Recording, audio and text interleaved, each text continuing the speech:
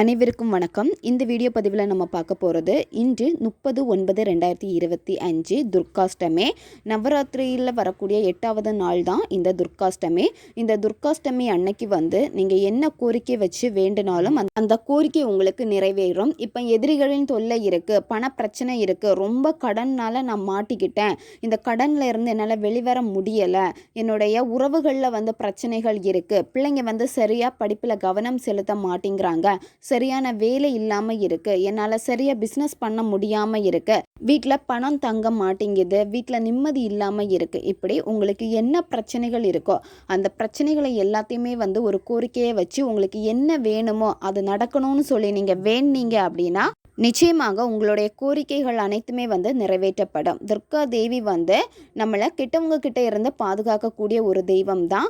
அசுரர்களை அழித்து மக்களை பாதுகாத்தவள் துர்க்கை அம்மனை நீங்கள் மனசார பற்றினீங்க அப்படின்னா கண்டிப்பாக உங்களுடைய வாழ்க்கையில் என்ன பிரச்சனைகள் இருந்தாலும் சரி, என்ன தடைகள் இருந்தாலும் சரி, அதிலிருந்து உங்களை பாதுகாத்து உங்களை நல்வழிப்படுத்துவாங்க. இன்றைக்கி நீங்கள் மாலை நேரத்தில் தான் இந்த விளக்கு நீங்கள் ஏற்றணும். நீங்கள் துர்க்கை அம்மனுடைய கோயிலில் போயிட்டு கூட இந்த தீபம் நீங்கள் ஏற்றி இந்த மந்திரத்தை நீங்கள் சொல்லலாம்.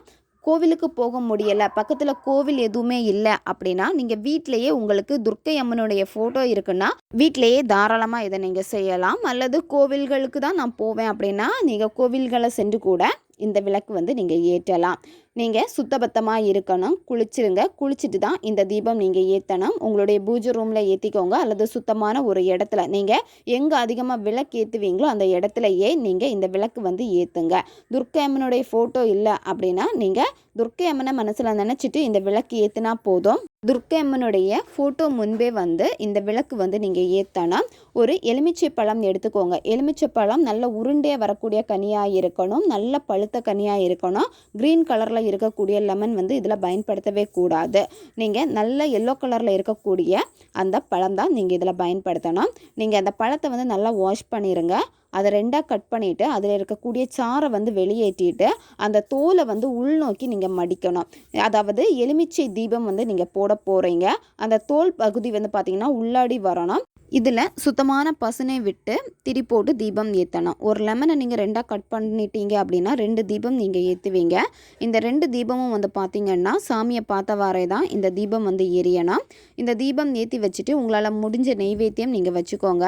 உங்களுக்கு என்ன கோரிக்கை இருக்கோ அந்த கோரிக்கைகளை நீங்கள் சொல்லணும். இந்த பிரச்சனை இருக்குது, இது எனக்கு சரியாகணும் அப்படின்னு சொல்லிட்டு நீங்கள் மனசார நினச்சி நீங்கள் கோரிக்கையாக வைக்கணும். கோரிக்கையை வச்சுட்டு அடுத்து இந்த மந்திரத்தை நீங்கள் சொல்லணும். எந்த நேரத்தில் இந்த தீபம் நீங்கள் ஏற்றணும் அப்படின்னா இன்றைக்கி மாலை 4:30 மணிலேருந்து 6:30 மணிக்குள்ளே இதை நீங்கள் செய்யுங்க.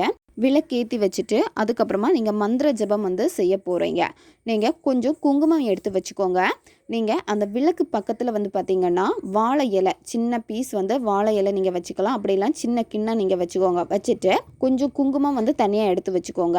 அதை உங்களுடைய மோதிர விரல் கட்டை விரலால் நீங்கள் சேர்த்து எடுக்கணும். எடுத்துட்டு உங்களுடைய இதயத்துக்கு பக்கத்தில் வச்சுட்டு இந்த மந்திரத்தை நீங்கள் சொல்லணும். ஓம் தும் துர்காயை நமக, ஓம் தும் துர்காயை நமக.